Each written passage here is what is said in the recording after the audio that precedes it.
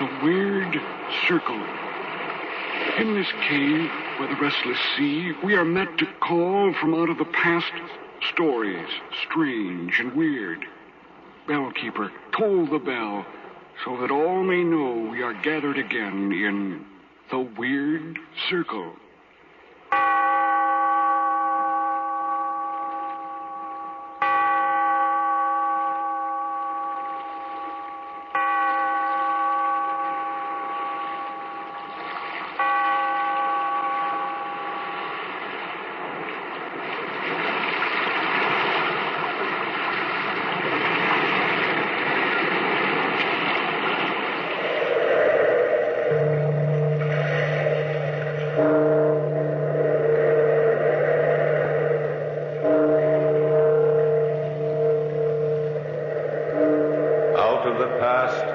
Phantoms of a world gone by speak again the immortal tale.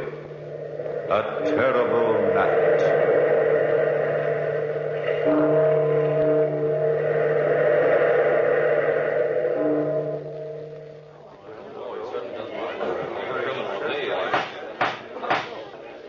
Silence in the court. Next witness, please. If Your Honor, please. The next witness is Charles Castar, the defendant in this case. Will Mr. Castar please take the stand? Silence in the court. Place your left hand on the Bible. Do you swear to tell the truth, the whole truth, and nothing but the truth? I do. Suppose, Mr. Castar, you tell this court your story in your own words. From the very beginning? Don't be afraid. From the very beginning. Well, I don't know where to start, to be honest. I feel like a man that's drowning. I guess it started the night my wife, Bertha, and her brother, Dick Linton, were helping me to pack my suitcase. Dick and I were preparing to go on a hunting trip in Canada, in the northwest section, when... And don't forget to put the compass in, Charlie. A hunting man needs a compass, you know. Sure he does. Keeps him from getting lost. See how bright my wife is, Dick? She knows all the answers. Oh, I didn't mean it that way. I know, Bertha, I know. It's just that when a gal's brother and husband go gallivanting off on a hunting trip to the North Woods, a gal wants to know they're coming back safe. You worry about Charles, Bertha. You know me. I never get lost. You remember the camping trips we used to take when we were kids? You were a Boy Scout then, Dick. He's no Boy Scout now. Hey. Well, let's see, darling. Have I got everything packed in here? Yes, dear, everything. Woolen underwear? You're a lucky man to have a wife gun like my cartridges? sister, Charles. For both guns? Mm-hmm. The cartridges for the hunting gun are in the rear pocket of this suitcase. Uh-huh. And for the .38, they're in your holster. Oh, good girl. Where's your suitcase, Dick? Oh, it's checked at the station. Hey, what time is it? Well, it's almost 10 p.m. Oh, we better be going along, darling. I like to catch my trains with ease. I'll help you close the suitcase, Charles. The best suitcase sitter-runner in the world. Yeah, I see what you mean. Yeah, there, that does it. You can get off now. Have a nice trip, both of you. Bring back at least 2 dozen deer. Oh, at least, sis. Bye, honey. Bye. Oh, don't forget your muffler, darling. It's in the closet downstairs. And please be careful. When little boys play with guns, well, you know how dangerous guns can be. So we left, Dick and I. We took the express to Montreal and then traveled by train west of the Hudson Bay to the Northwest Territory, specifically to a small town known as Fort Ray. What equipment we hadn't already purchased, we purchased there, mostly food provisions and plenty of coffee. Then, on the morning of September 3rd, Dick and I started out, on foot. It was a clear, brisk morning, and the air was alive with sounds. Birds chirping, the constant crunch of leaves underfoot. We were both in high spirits, as Dick said. Oh, this is the life, old boy. This is what a man needs. To get away from civilization and breathe again. Yeah, back to nature. Mm-hmm. Back to nature's right. You know, there's something the matter with modern civilization. You get all jogged up inside. Begin to think all sorts of strange things. Strange, Dick? In what way? Oh, morbid thoughts. Hating yourself, hating everybody else, hating the world. You know, that's bad for a writer. His work becomes bitter, and he pours the gall out in words. Paints the world he sees in gray overtones. You mean like that last story you sold? Yeah. It was a depressing story, but that was my mood. Both you and Bertha have morbid emotional streaks. Well, Sis and I are very much alike in many ways. Huh. funny, my marrying Bertha? What's so funny about it? You know, I engineered it. You did? Why? Well, Bertha and I have always been pretty close, you know. Much closer than ordinary brother and sister. I didn't want to see her marry some clerk. Well, thanks, Dick. You be my roommate at college. I got to know you pretty well. Yes, Sis and I have the same likes and dislikes, and I just knew you were right for her. You mean to tell me I didn't have anything at all to say about it? Sort of. Sort of? Well, Bertha's beauty, her chemistry, if you like, and youth took care of the rest. You sound like an old man airing philosophy. I told you, I've been civilized too long. You've been a bachelor too long. I think I'll dig up a nice young girl for you. Marriage is a sensation, Dick. Well worth a try. Well, I don't quite like the idea of digging up a girl for me. Sounds like she's been buried already. Here, we turn this way. To the north now. Are you sure? Of course I'm sure. I know these north woods like a... like a book. Yes, like a book. You'll never get lost with me. We'll be at the next fort by 6 this evening. I still think we ought to have taken a guide along. Oh, nonsense. There's nothing to worry about. Nothing to worry about at all. Just stick to Dick Linton and you can't go wrong. Nothing to worry about. That's the way writers are. So sure of themselves. Except they ought to stick to paper and pencil, not to their memories of North Woods. At 6 o'clock in the evening, there wasn't a fort in sight. And by 10 o'clock that night, even die-hard Dick had to admit. Well, we're lost. No. Yeah, we're lost. I'm sorry, Charles. Well, you're being pretty monosyllabic about the whole thing. Normal under the circumstances. Hey, that wasn't the wind, was it, Dick? No, wolves. Wolves? Not afraid of them, are you? Oh, no, I love them. Especially at night when I'm cold and hungry. And they are, too. Well, we'll have to sleep in the trees. You'll have to sleep in the trees. I wasn't built that way. You can't sleep on the ground. You'll never live through the night if you... I'm not sleeping on the ground, Dick. I'm walking until we find someplace. Well, we might not find the fort till tomorrow morning. Or tomorrow evening. But whenever it is, I'm going to find it as soon as possible. Even sooner than that, if that keeps up. You coming with me? Sure, I'm with you. Oh, boy, I'm hungry. Oh, say, wouldn't a nice, thick, luscious steak taste good? You know, one of the charcoal broiled variety, dripping with butter and fried onions. Oh, stop it. Or one of Bertha's lamb stews with mashed potatoes and rich tomato gravy. If you want to die, just keep on talking. Just the thought of food, and I'm a murdering maniac. Oh, how about a real English roast beef with Yorkshire pudding? Oh, you're asking for it. I wonder just how hungry that wolf is. Maybe he won't mind if his meat isn't cooked, huh? I'm sure he won't. They're carnivori, which means in Latin carnivorous, or man-eaters. Hey, Charlie. Huh? Look, straight ahead of you. Isn't that a light over there? Well, yeah, I think so. Hey, maybe it's the fort. No, it's not the fort here. We're miles off the beaten track. Well, what is it then? I don't know. Looks like a cabin from here. Oh, I'm not particular. Let's find out. Fine, I'll lead the way. Oh, no. You've led the way so far, but this time, Dick, my boy, I'm leading. Follow Charlie and see some food. Food? Food. Whoever lives there must eat. Maybe it's not steak, but it's something.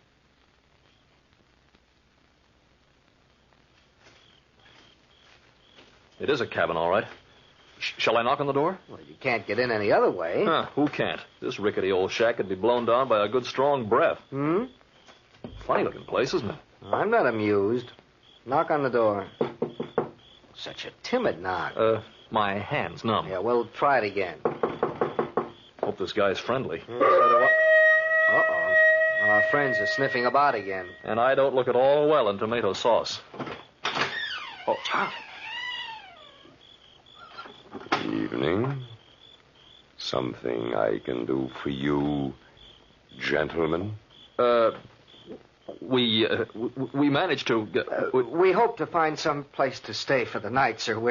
We're completely off the beaten track. You don't say. Come in. Come in, gentlemen. Yes. I'd be delighted to put you up this evening if you don't mind sleeping on the floor in the attic. Well, at this point, we don't mind anything. Don't you? My name's Charles Costar, sir, and my friend is Dick Linton. How do you do? Yeah. My name is Joel. Just Joel. At least, they used to call me Joel. Have you eaten yet this evening? No, as a matter of fact, and we're starving. Well, come in and sit down, and I'll fix you some dinner. That is, if you don't mind my meager rations. Oh, we don't mind anything at this point. Do we, Dick? Oh, no, definitely not. There's an old American saying, food is food. Let's eat, huh? I'll fry some deer steak for you, and I've some wine. Oh, wonderful. Tell me, Mr. Joel, do you live here all alone? Unfortunately, yes. You see, I'm an outcast from your society. Let a man be different, and automatically he becomes an outcast. Yeah, there's something in what you say. Let him look a little different, or think a little different, or speak a little different. And he becomes a marked man. The individual is not allowed the privilege of individuality. Mankind doesn't permit it. Oh, I don't think so, really. Don't you? I'll just set the table, and you can sit down over here and eat. Come along, Charles. I can prove my point. Now, look at me. I'm different. Larger than most men. I, unfortunately, grew too tall. And I'm too ugly for the average man to stomach. I was hated. Yes, hated by your civilization and feared, too. Not because I was cruel or vindictive or dishonest, but because I was different. Yes, I'm a giant in stature. Well, I... Don't feel badly for me. I've had my revenge on society, and I'll have even more revenge on little people like yourselves. Yes. It's quite understandable that you feel that way. Gentlemen, before you sit down to dinner, allow me to hang your hunting guns up here. They'll bother you if you carry them around. Oh, well, we really don't mind. I mind. Your hunting gun, sir. And your hunting gun? There. Now I've both. I'll just hang them up here. You say you live alone, Joel? Yes. That shoe in the corner, that was never your shoe. It's too small for you. You're very observant, Mr. Linton. No, that wasn't my shoe. I found it in the forest one day and brought it home for the purpose of remaking it, like that coat hanging over there. Found a coat and a shoe lying in this outlandish district? Yes, a coat and a shoe. Of course, they were on a man, but he was dead. He died of... I don't quite know what he died of. His legs had been gnawed off by some prowling beasts. Oh, he must have become lost out here, like ourselves, huh? Exactly like yourselves, gentlemen. Exactly like yourselves. Dinner's ready.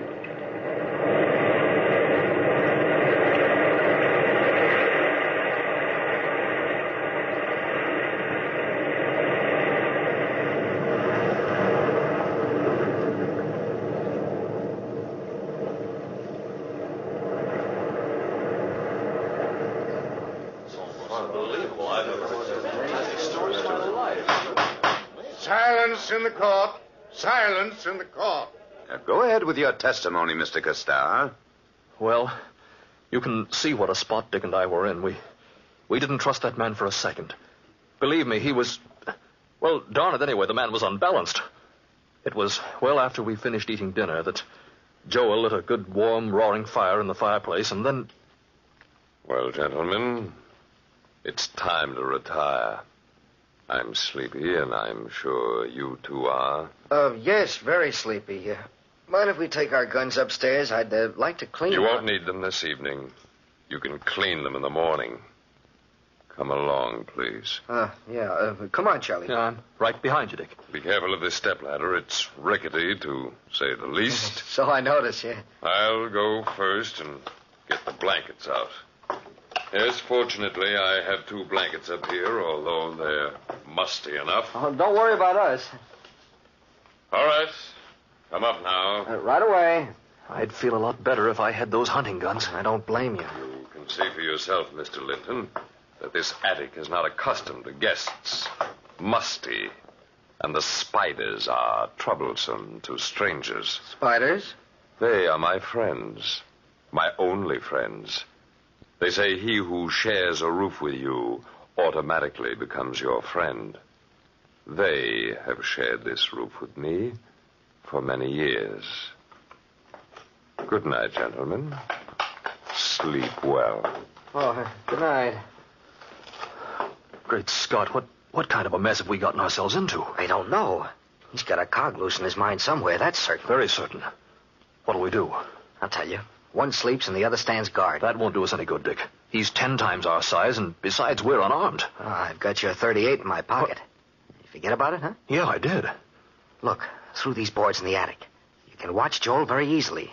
The fireplace throws a nice light on him. How will we arrange the watch? Well, you go to sleep for an hour. Yeah. Then I'll wake you up, give you the gun, and then I'll go to sleep for an hour, and you stand guard, okay? Yeah. What time is it now? 1 a.m. What's he doing down there? He's curling up on the floor near the fireplace. About to go to sleep. I hope he sleeps well. Too well to wake up. In case he doesn't, I hope your gun works, that's all. Oh, I'm so sleepy. Good night. Proceed, Mr. Costello. Yes, I put my head on the floor and slept. But I slept a troubled sleep, a restless sleep, and my hands kept clawing the floor, a floor that was alive with insect life. Then, no sooner had I put my head on the floor than it seemed Dick nudged me. Wake up. It's 2 a.m. Huh? Oh, okay. What happened? Nothing. It's your turn now. Oh, I'm really licked. Really licked. So much walking and then all this. He was quite right. All this. He lay down on the floor, and soon he was sound asleep. Sleeping like he was drugged. Poor Dick was all in. I sat upright, concentrating on sitting upright, to keep my eyes from closing. I was so tired, and my blood ran cold as I kept my eyes glued to the still figure which lay beneath us. The hut was so quiet that my wristwatch sounded like the beating of tom-toms in that silence. Tick, tick, tick, beating off the seconds, perhaps slicing off the seconds left of our lives. And I waited and watched. Then suddenly the huge figure beneath me stretched his huge form in front of the fireplace and yawned. His large, expressionless eyes sought mine through the planks of the floor, and I thought for a moment he saw me sitting there. Perhaps my crouched figure in the attic somehow threw a shadow down on the floor of the hut below. Then he arose, cat-like. That huge form arose gracefully and quietly. He eased himself up and walked to the door, as if listening for someone or something. Then, just as quietly, he opened the door and...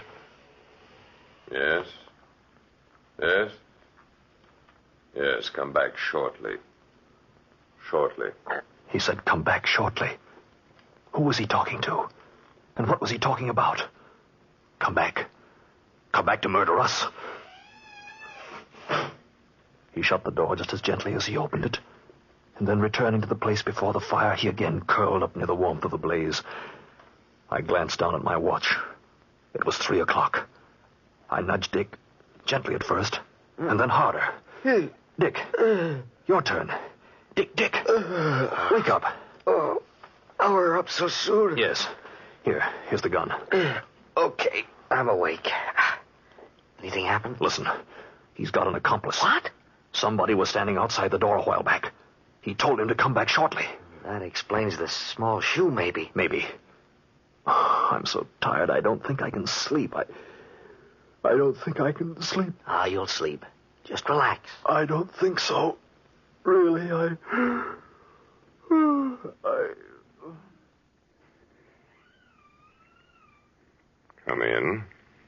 Come in. Yeah? Are they asleep now? Yes, fast asleep, the poor fools. One of them thought he could stay awake. I could see them taking turns staying awake.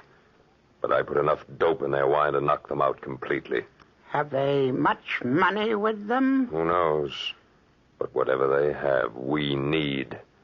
Here. Give me that log you brought in. Here you are. Now I'll splinter it like this and light one end of it. Nothing like this wood burning to dope them completely. What'll we do with them later? Put them outside for the animals. I'll wait down here for you. You go upstairs. I won't be long.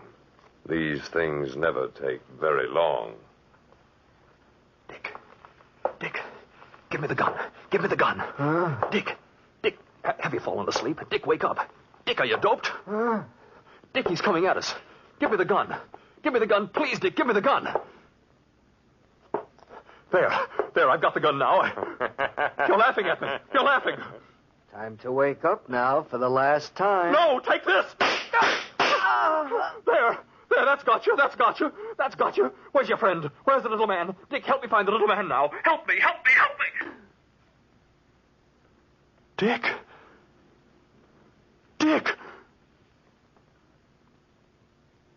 I was stunned.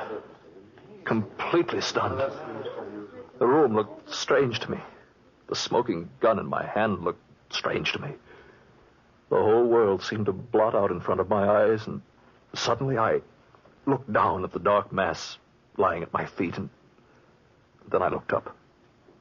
My eyes were absolutely level with Joel's eyes as he climbed up into the attic.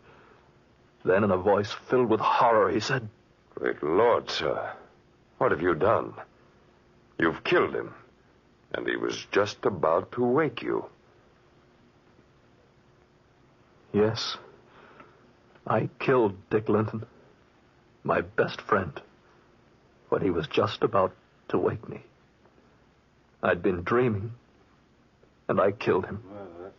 Thank you, Mr. Castar. My next witness is Dr. Harding. Dr. Harding, will you please take the stand? Yes, sir. Place your left hand on the Bible. Do you swear to tell the truth, the whole truth, and nothing but the truth? I do. You heard the testimony of the defendant, Dr. Harding. I did, sir. Is it possible for a man asleep as he was, to fire the gun load at his best friend because of a nightmare? It was more than a nightmare. It was somnolentia, sleep drunkenness. Overtired as Mr. Coster was, his nerves were overtaxed, and his fears and suspicions had been aroused. This result is perfectly natural and certainly medically sound. The defendant was not in his right mind at the time of the murder. Thank you, Dr. Harding. Gentlemen of the jury, to sum up this case, Joel the giant had told his guests the truth about the shoe. At the time he opened the door, he was just talking to his dog, who had been scratching outside. But to a man mentally exhausted and filled with fear, Joel's actions were certainly those which would arouse suspicion. Gentlemen, in behalf of my client, I beg leniency. Leniency. Bertha, please, darling. It was all explained in court. This doesn't change anything between us, nothing at all. Doesn't it? I love my brother more than you can understand, Charles. I know the court has ruled you innocent. But a court of law has very little to do with a woman's heart. If you love me, Bertha... I'll always love you. But I'll never be able to trust you again. There are 7 days in a week, Charles. Some of those days, I'll love you and forget this whole horrible affair. But more days, my brother's face will loom up in front of me. But Dick would understand. I wouldn't see you because his face would stand between us. I'd spend those days hating you. So, I'm leaving you, Charles. Take good care of yourself. I can't help it. I hope you understand. Bertha, please. Goodbye, Charles. Bertha. I told you, Charles Castar, I hate civilized society. Don't feel badly for me. I'll have my revenge on society. I'll have even more revenge on little people like you.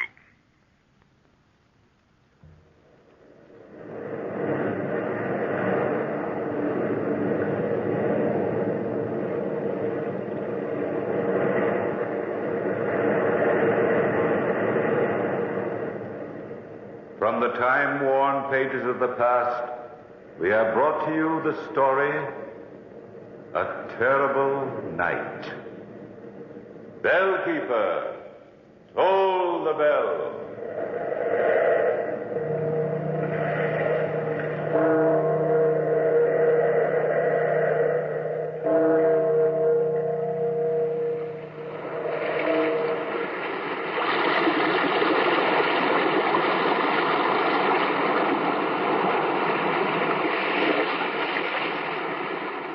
From the time-worn pages of the past, we have heard another immortal tale in The Weird Circle. Bellkeeper, toll the bell. Be here in this lonely cave by the restless sea once again next time for a...